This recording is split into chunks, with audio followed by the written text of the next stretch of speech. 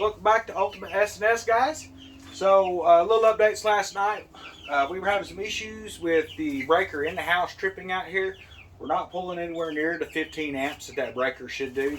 So, I did a few tests on it and stuff, and ended up what happened is the built-in thermal relays or whatever was getting old on it, which happens at times. So, went to the store, got that switched out, and everything seems to be going good. That's why it's always nice to have backup generators, whether you're using solar generators or gas generators, diesel generators, things like that. If you have an issue with electrical and you're in a situation where, say, you're brooding chicks, or, just depending on what it is, maybe you're keeping medicine chilled in the refrigerator, you want to make sure you have some backup stuff. That's where we get in that sustainability and survival. So if you're planning on doing any kind of chicks and things like that, you live in an area where you have power outages or whatever at times, make sure you got backup plans for that. It got down to like 22 degrees last night. That was without the wind chill. With it, it was down into the teens. The quail, they all did good outside. For whatever reason, they have a nesting box that keep fresh straw, things like that in. They'd rather just sit right out in the cold as long as it ain't raining, so to each their own. Chicks in here, they did well last night. We didn't lose anybody. Everybody seems to be getting bigger every time I come out here and look at these guys. They're doubling in size, it seems like, so we're going to pull a few out here in just a moment to check it out. I did not add a video as far as how to change out a breaker within a breaker box, things like that. If that's something people are interested in, let me know. We can go over that. What we're actually going to be doing here soon is replacing all the breakers in that box because it is older than 10 years. So typically when you have one start going out, go ahead and replace them all. They don't usually cost more than $5 or $6 for them. You want to look at the gauge wire that's in your house. Some people see a 15 amp and go, well, I'll just switch it to a 20. You want to make sure that the wiring in your house is going to support whatever kind of amp load you're putting on it. So there was a 15 on that one. Looking at the wire gauge and all, we're actually able to run a 20 comfortably. So I went ahead, we upgraded that. It was originally a Simmons. I always use Square D, just preference I've had over the years. So those types of breakers, they are interchangeable. Not with all boxes, but between Simmons and Square D you can. A year ago, I went through the RV and replaced all the breakers in it. They were originally Cutler Hammer, and they do not make that particular brand very much anymore. So they actually interchanged with Square D, which was nice to know. So just, it's one of the things where you just kind of got to learn as you go. But everybody seemed to make it fine last night. They were pretty chilly, like real quick. It doesn't take long, especially when it's that cold. Even in this shed out here, it is not insulated. We don't get the cross drafts and things like that. But so we're going to try and get some of our chicks out here, just kind of talk about them a little bit. Let's see.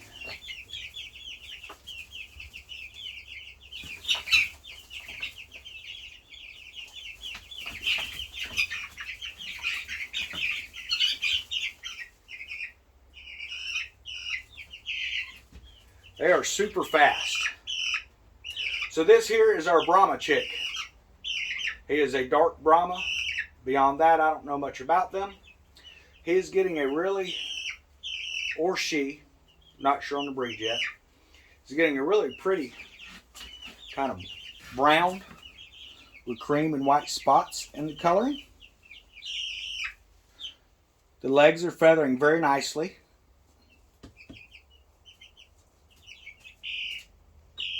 Got to watch them when you're with them. They will poop all over if you are not careful, and it stinks. Trying to see this comb here. Let me get it over front of the window. Yeah, so with this particular breed of chicken, it's really hard to tell. Which all of them they're getting, they're just over 3 weeks old now. But I'm not seeing a lot of comb development with this particular breed of bird. They say it's kind of hard to tell until they start getting around that 5-6 month period. Mainly because they do not really have really large combs. All of them kind of look like blobs on their head. So sorry I keep raising them out of the view, guys.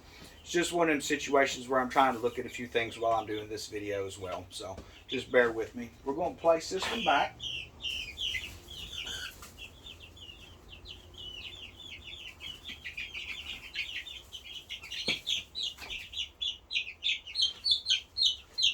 I'm starting to think that these, easy baby,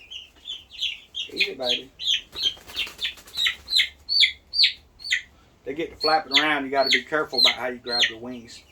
It looks like I'm holding them tight. I'm not putting any pressure on this bird at all. Just holding its wings back so she doesn't try to fly. I believe this one is a hen based off of some of the other ones I'm seeing. The comb is not raising up very high. Looking online, I believe this is one of those Plymouth rocks, just from the coloring that I'm seeing. I could be wrong. Definitely let me know if you're seeing something I'm not. And the coloring is going to be the black with the white speckled bodies, which is going to be really nice. I was really hoping to get a few of those. I really like the way those chickens look. So we're going to put her back in.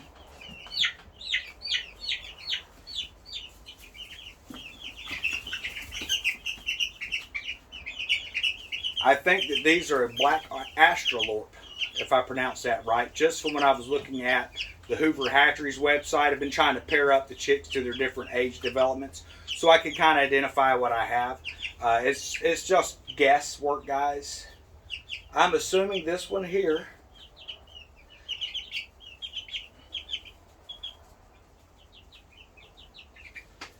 is going to be a rooster. Mainly because I don't know if you'll be able to see this. I'm going to get her a little closer here, or him. I can see on the side of its face some wattles developing. And we have the real sharp pointed comb development on its head. So these chicks do not like being held at all. They have not gotten used to me on that aspect. I try to come out at least once a day. I don't pull them out of the box much. I usually hold them down and down below, pet them a little bit. But for the purpose of this video, it's hard to see down in this thing. Let's see here.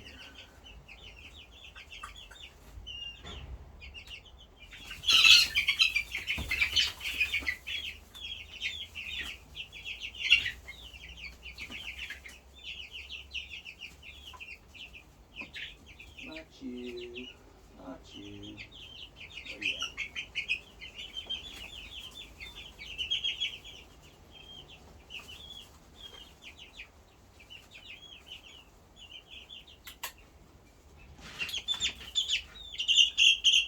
Okay, so again, with this one here, I'm thinking rooster.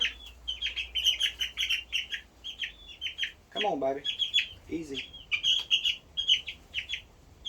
The reason for that, I'm going to try to get it close here. If you look, you're seeing pretty definitive comb development on the top of its head. I'm not sure if you can see down at the bottom of its jaw, we're starting to get some pretty good wattle development. It's starting to turn red. So that's a pretty good indicator you may have a rooster.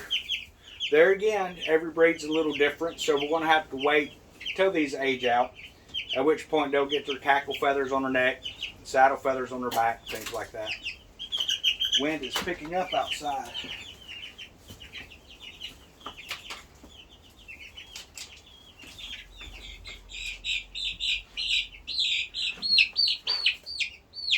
This one here is probably my favorite, either run of the litter or she.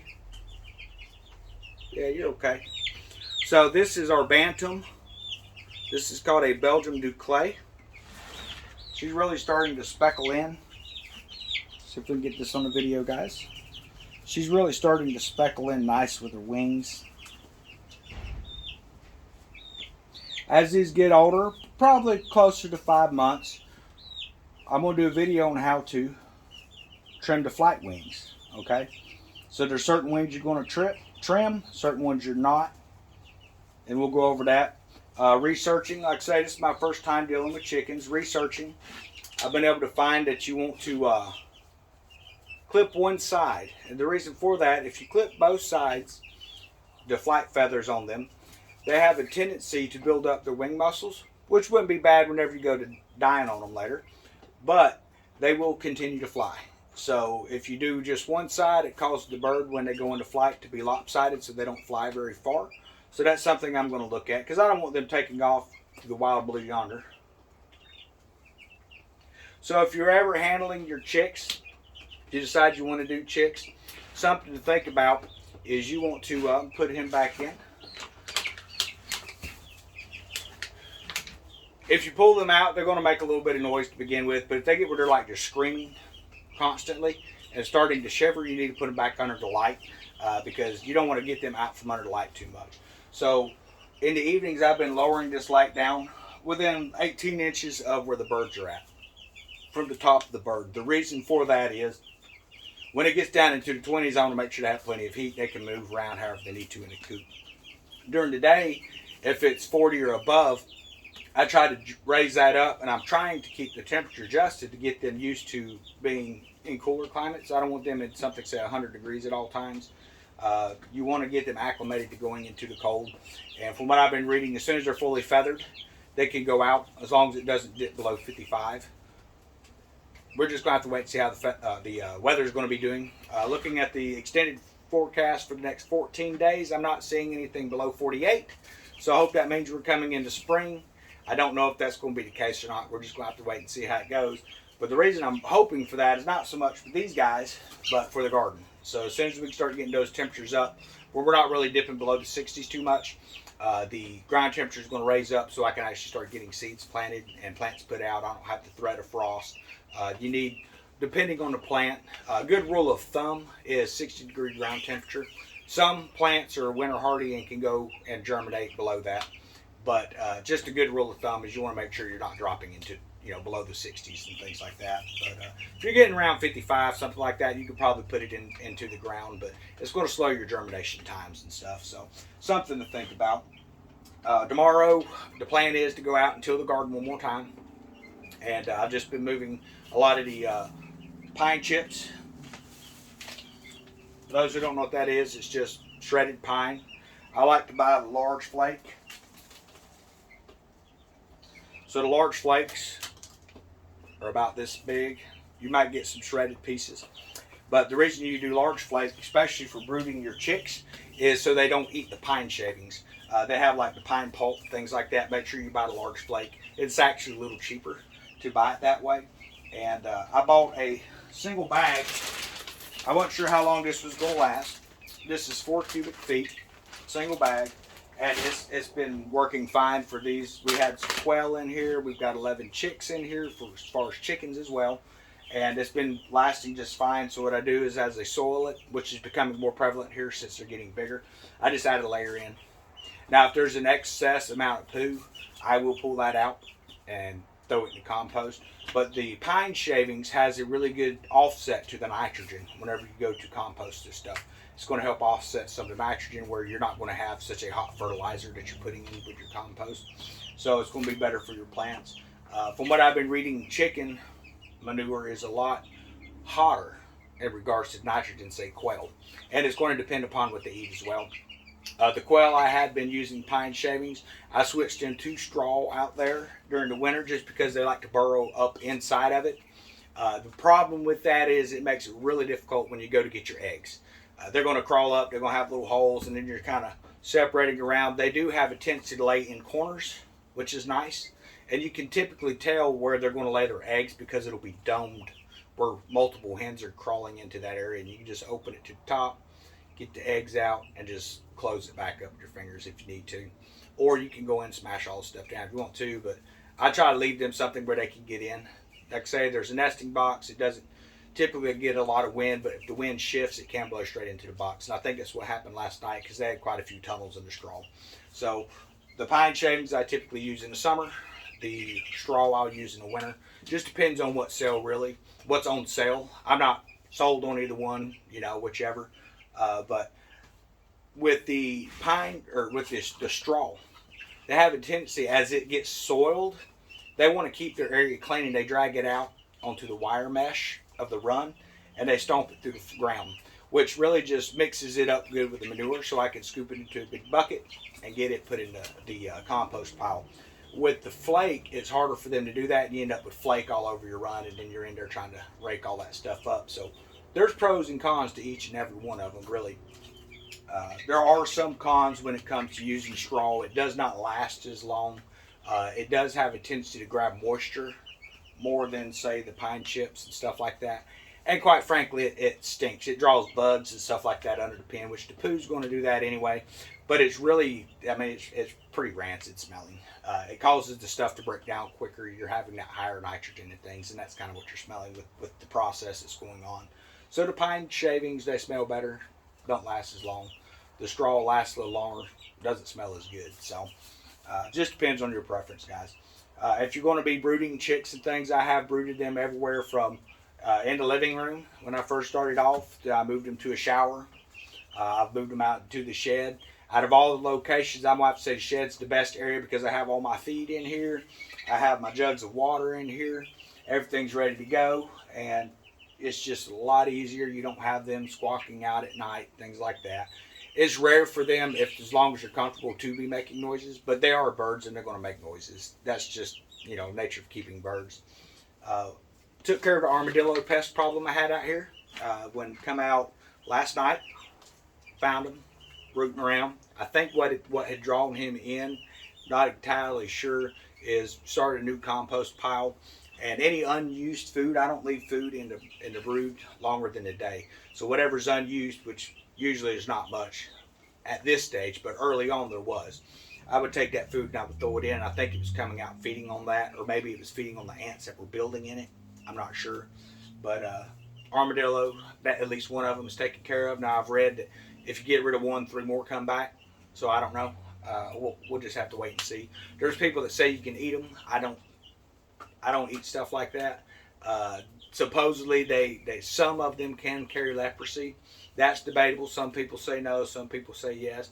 I've seen videos where people had went out and seen an armadillo and kicked the carcass and ended up with leprosy and stuff because they were in shorts, wearing flip-flops, stuff like that. So there is a risk of it. So my suggestion is, if you have to dispatch something like that, use a shovel and have a big bag. Toss it in the bag, then you can take it to the dump. Or you can just dig a big hole and dump it in the hole. What you don't want to happen, which was almost what happened with me, is it took off. I mean, it was a well-placed shot, but it took off. It ran about 20 feet. I'm glad it didn't go up to the brush, or I'd have never found it. And then that would have been stinking really bad in a couple of weeks. So that was using a 357 Magnum. So next time, probably use a 44. We'll see if that works better. I don't know. But, it's just one of the things. I don't advocate just going out and killing animals and stuff. Typically, I won't kill it unless I intend to eat it. But I do intend to eat some of these chicks. I intend to eat their eggs. And I'm not going to have pests getting around because they're going to move from this location to an outrun. And the only protection you're going to have is basically wire meshing. And if a predator wants in, it's going to get in. Now, typically an armadillo, they say, are not as apt to eat chickens. They go after the eggs. They could go after chicks, but they are opportunistic. And they may not themselves get it, but if they start digging a hole into the pen, then you've got your raccoons and your possum and other problems coming into that same hole. So you always got to be checking your coop every day when you go out to clean. Check around your parameters, check your run area, make sure nothing's been digging. If they are, my plan is to backfill the holes with cement, and eventually it's just going to have a big cement barrier. We're just going to have to wait and see how that works out. But I hope everyone's having a great weekend. It's Sunday now. We've been putting up a few little videos here and there. Now that it's starting to warm up, I plan to get out, do a few videos and stuff in the woods and stuff like that. So one of the things I really want to do is I kind of wanted to go out and just kind of show the area in which we live. A lot of people live in Florida. There's people who live all over the country, but many people don't realize the kind of natural beauties that they have in their state, or even within just a few miles of themselves. And not only that, it gets you used to the terrain. So if you end up in one of the scenarios where you have to bug out into the woods or something like that, you need to kind of know where your water sources are going to be at. Best places to build shelters, things like that. And the way to do that is to get out of the house and go look and enjoy nature. But be aware that while you're out there, especially in these parks, you're going to have rattlesnakes, you're going to have water moccasins, things like that. You'll probably have southern copperheads depending on what kind of area you're in. But watch out for what kind of stuff you have, because you're going to be able to tell a lot of stuff. You're going to have areas where maybe it's more frequented with deer. So in a scenario where you have to leave, maybe you're going to know where to go hunt. You're going to know where your bear are at. So you need to watch for certain types of signs for bear. They're going to make marks on the trees. You want to see flip trees where the stumps and stuff have been dug, where they're digging for bugs and grubs and things like that. There's just all kinds of different signs. So if you get to an area where you're seeing bear sign, get out of the area. The reason I say that, because that is their area, that is their territory. You are invading that territory. and have enough respect to get out. Now, if you're trying to provide food for a family, then you know you need a large game animal, and that would be the area where you would go, but you have to hunt it smart. There's more to hunting than just going into the woods and sitting down in a stand or sitting on the ground with a gun. Now, I know a lot of people that get deer that way or whatever they're hunting, but there's more to it than that. If you want to be a successful hunter, I know people that have said, yeah, I've shot 3 deer in my life. I used to tag out every year. I lived in Indiana. I would tag out every single year. You would start off, you would have 3 tags, and then for the different types of hunting that they had, you could buy extra tags, get draws for tags and things like that. And there was never a time where I was, ending the season without a tag or with a tag that was unused. It was always tagged everything and you're done. So those are some scenarios you need to look at. And is it because I knew just where to go? Well, part of it was that. I didn't have my own property and stuff. I knew a few people that had property that would let you hunt. And these same people had been hunting those properties for years and didn't realize there was as much game on them. Whether it's rabbit, squirrel, deer, different things like that. Did some wild hog hunting up that way. I will say, unless it was a scenario where I was pretty much on the verge of starving, I have no intentions of taking a wild hog. I do not like the flavor of the meat. I know anything you get in the wild is going to have a gamey flavor, but I shot about a 380-pound boar, and you talk about just gross. I mean, it was gross. Now, it might have been the person that I had processed. It didn't do it right. I don't know. Other people really liked the meat. I didn't like the gaminess to it, so I ended up giving it away to friends and stuff just to get it out of the house, because when you would cook it, it smelled like it tasted. It didn't taste very good to me. But, to each their own what they prefer. But I'm going to hop off here for a while, guys. I'm going to start trying to do more live streams, so be watching for that on Wednesdays. I haven't decided about what time I will, let people know that as it comes up. I'm probably guessing it's going to be probably around 6 or 7 o'clock our time here in Florida. So I believe we're Central Time in this area. I'm not sure. I'll have to double check that. But, I'll let people know if we come up with an exact schedule of what time. I want it to be in the evenings where people are off work and can sit down if they want to interact with the videos.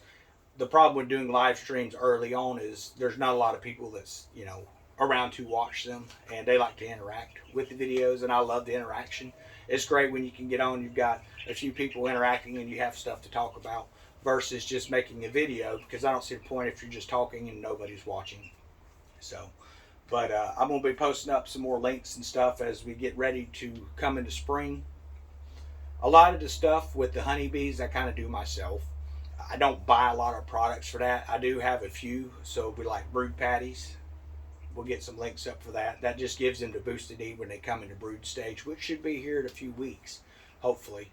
And typically I'll look at their honey reserves, and if we still have a few, a month before we start getting a lot of flowering and stuff in the area, I'll bring them out some sugar water. But I try not to overdo it with the sugar water, and the reason for that is you don't want your hives to be honey bound with sugar water type honey, because it's got a lot of sugar in it. You want the natural honeys and things like that from the nectar. So those are just a few little tips and things like that we'll go over. But anyway, I'm getting off here, guys. Hope everyone has a great day.